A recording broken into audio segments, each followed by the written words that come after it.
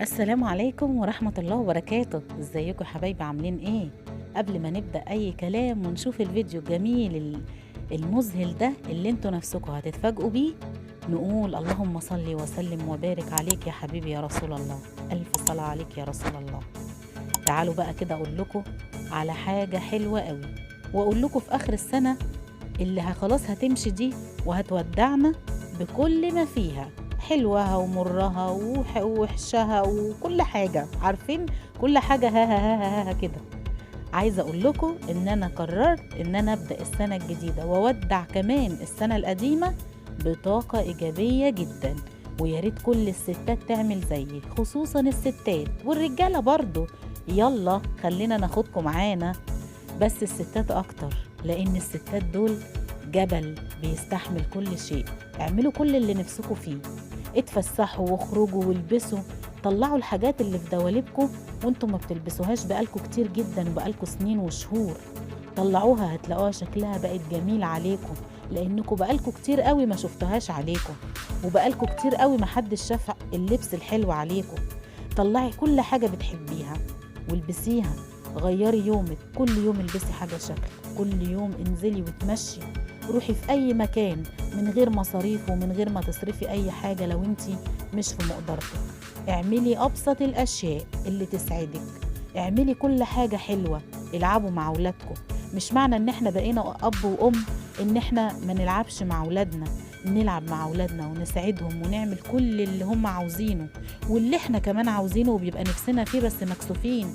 لو انت تخينة ولا رفيعة، كبيرة ولا صغيرة، سنك خلاص عدى ولا لسه، اعملي كل اللي نفسك فيه. ما تبصيش للناس ولا تبصي لسنك ولا تبصي لشكلك ولا تبصي لأي حاجة خالص. اسعدي نفسك بأدق التفاصيل وأبسط الحاجات اللي موجودة عندك. اسعدي نفسك بكل حاجة بتحبيها. ودعي السنة القديمة بطاقة إيجابية وقولي لها مع السلامة بكل حاجة حصلت فيها، سواء خذلان أو حب أو فرح أو حزن أو أي شيء. تعالوا دلوقتي هقول لكم على حاجات كتير قوي حصلت لي أنا شخصيا في الكام سنة اللي فاتوا دول. مش هظلم السنة اللي فاتت بس، لأنها كان فيها حاجات حلوة بالنسبة لي. وحشتوني، طلعت لبس حلو وقلت حاجات أنا بحبها وبحب ألبسها. تعالوا بقى أقول لكم أنا هعمل إيه النهاردة. هتمشوا معايا خطوة خطوة. أنا لقيت نفسي بتسأل السؤال ده: ماذا لو التقيت بنفسك في الطريق في آخر العام؟ يعني بمعنى أصح، لو فقت كده من الغيبوبة اللي كنت فيها ولقيت نفسك في آخر السنة، هتعمل إيه؟ عجبني أوي السؤال دوت لما قريته وقعدت أفكر فيه. والأول مرة ألاقيني مش بحاسب نفسي بعنف وبتأنيب وبحملها مسؤولية اللي حصل كالعادة. لقيتني بقول إني هحضن نفسي وأقول لها معلش، احتسبي كل اللي حصل لك السنة اللي فاتت واللي قبلها واللي قبلها واللي قبلها، وخليه وقود لتهذيبك وإسعادك واستعدادك لحرب هدفها أن تأتي الله بقلب سليم. فعلا اللي ربنا بيبتليه بشيء أو بيجيله كرب أو هم بيكون خلاص قلبه بقى نقي وقلبه بقى جميل، وعايزين نقابل ربنا بقلب سليم بعد عمر طويل وربنا يحسن ختامنا. لقيتني بقول لها اوعي تقولي اتضحك عليا لما تدي لحد الأمان ويغدر بيكي، وقولي أنا ماليش في الخداع وشغل ال3 ورقات، ودي نعمة كبيرة قوي من رب العالمين. لقيتني بقول لها اوعي تحسدي الخاين والغدار على قدرته وتسألي ازاي بيهون عليه يعمل فيا كده. قولي الحمد لله على نعمة الصدق وتحري الصدق في كل خطوة من خطواتك، وتمني ان انت تتكتبي عند الله صديقة. ولما تحسي بالتعب والإنهاك والاستسلام، قولي إننا في رحلة متعتها في مشوارها مش في الوصول. ولو من تعبك سألتي إمتى الوصول، هقولك الوصول ده بيحدد نقطته اللي سخر الكون ليكي بدون حول ولا قوة، فاستعيني بيه. الاكتئاب ده مش ضعف إيمان ومش ضعف شخصية أبدا، زي ما الكل أكيد ناس كتيرة قالت لك كده، أو زي ما الكل مفكر. عادي جدا انك تكون في يوم من الايام قوي وجامد وشايل شيلتك وشايل غيرك، وفجأة تحس انك مش قادر وكأن حد بيشدك لتحت، وتكتشف ان ده سببه اكتئاب. ساعتها اوعي تتخضي من صورتك الجديدة مهما كانت شدة ضعفها، وما تتخضيش من حالة الهشاشة النفسية اللي انت حساها مهما كانت قوتها. ساعتها سد ودانك عن الجمل الساذجة بتاعت اي حد يقولها لك، اللي هو انت على فكرة عايزة تتعالجي، انت على فكرة اسلوبك بقى وحش، انت على فكرة محتاجة تروحي لدكتور نفساني، سواء كانت نابعة من صوتك الداخلي او من اصوات اللي حواليكي. اسمعي بس جملة انك بتعاني من مرض حقيقي، فما تعمليش مش شايفاه لأي اعتبارات. تصالحي مع نفسك واعرفي ان انت فيكي حاجة وعايزة تتعالج، وانا ما فيش حاجة زيادة ولا ناقصة عن البشر، كل البشر عندهم نفس الحاجات دي. وخدي القرار انك هتتعالجي زيه زي اي مرض، وبالتالي ان شاء الله هتخفي وهترجعي اجدع واقوى واجمل من زمان. وبالمناسبة دي حبيت اقولك ان كل اللي خاضوا رحلة علاج الاكتئاب الصحيحة بقوة ممتنين ليها. ليه؟ لانهم اكتشفوا في نفسهم حاجات ما تخيلوش انهم بيتميزوا بيها بعد كده، ولكن بداية اكتشافهم كانت في تقبلهم رحلة الألم المنطقية للتعافي. يعني عالجي بنفسك محدش هيعالجك، وده على فكرة مش حاجة تقلل منك، بالعكس لازم تكوني متصالحة مع نفسك ومع عيوبك ومع اكتئابك ومع كل حاجة بتحصل لك عشان تقدري بعد كده تقوي نفسك بنفسك. عبروا عن مشاكلكم وقولوا انكم زعلانين وقت ما تكونوا متضايقين، ما يهمكوش من حد، ولما تعوزوا حاجة اطلبوها، ما تخافوش من حد. طمنوا اللي حواليكم بالكلمة والحضن وانكم تسمعوهم بدون زهق. اطمنوا بحضنهم وبضحكتهم واحساسهم بالامان، لانه والله ما هتهون علينا غير كده، والدنيا ملهاش مفر غير كده، لازم نهونها على نفسنا.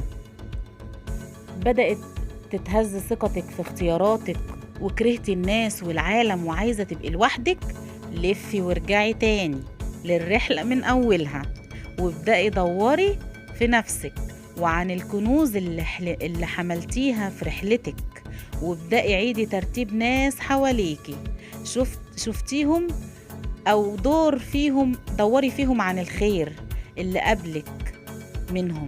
ساعتها هتلاقي النور رجع ينور جواكي من تاني، وبتاخدي نفس عميق وثقة، وبتبتدي رحلة جديدة بتوقعات جديدة بتحديات جديدة بنجاح جديد.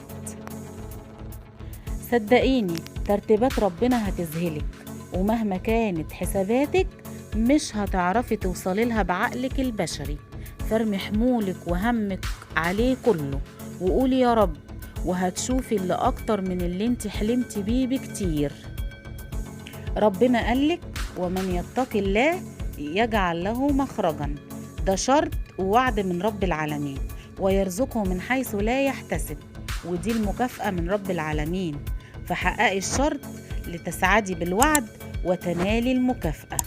تعالى أقولك على حاجة حلوة قوي ابدأي بها السنة الجديدة.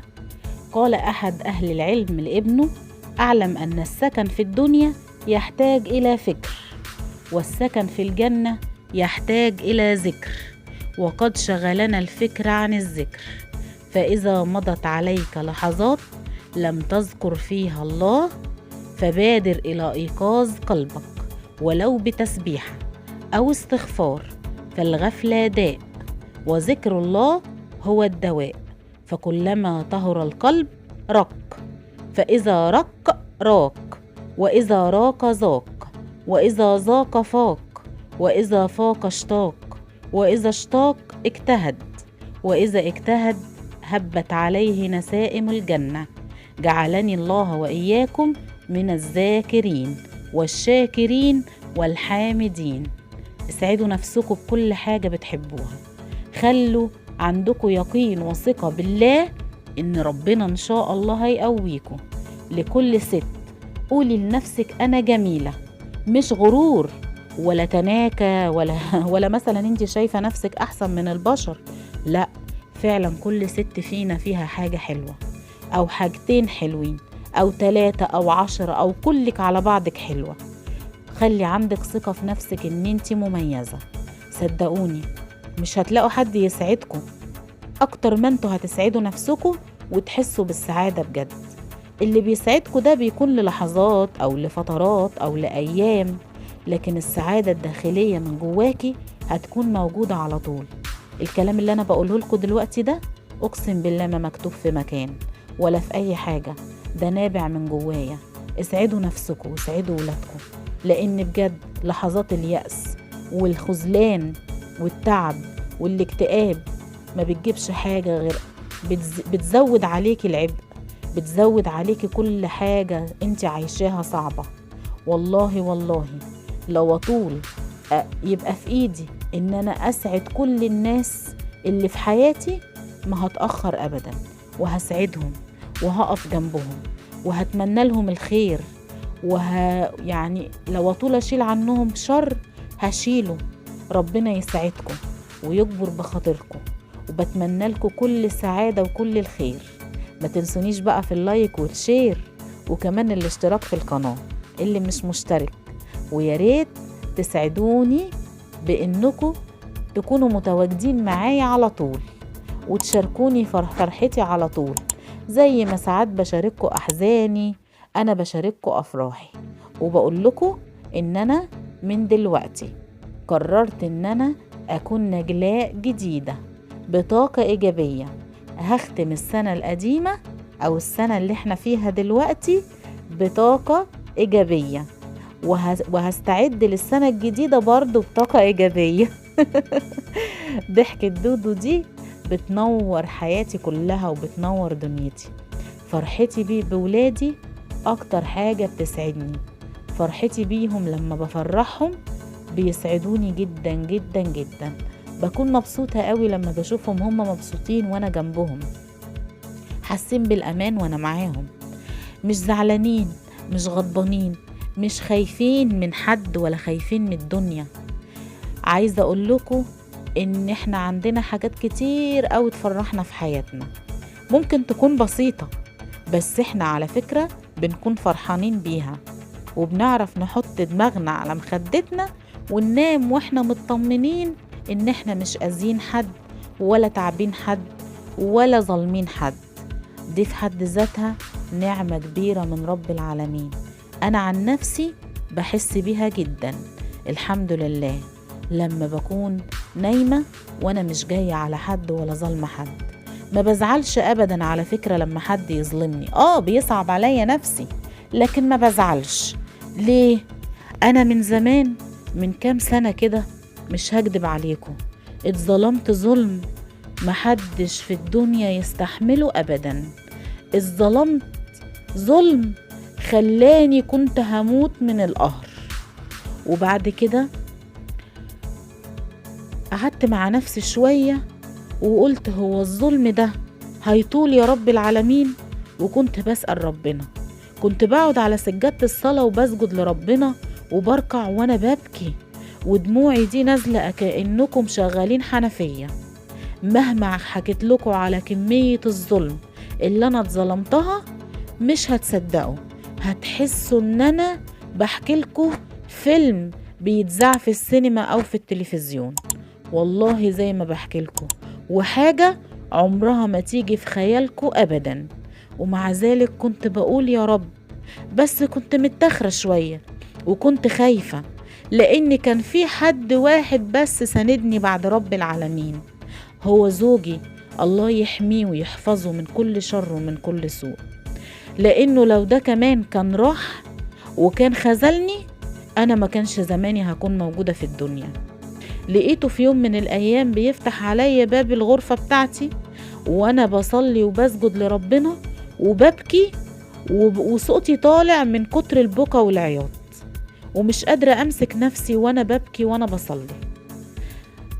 رحت مسلمة الصلاة وخلصت وختمت الصلاة، لقيته بيطبطب عليا وخدني في حضنه وقال لي انتي بتعيطي؟ انتي خايفة ليه؟ قلت له: انا مش خايفة، انا مش متخيلة ان في بشر كده. قال لي: طب انا هقولك على حاجة وقوليها كل صلاة، تقدري؟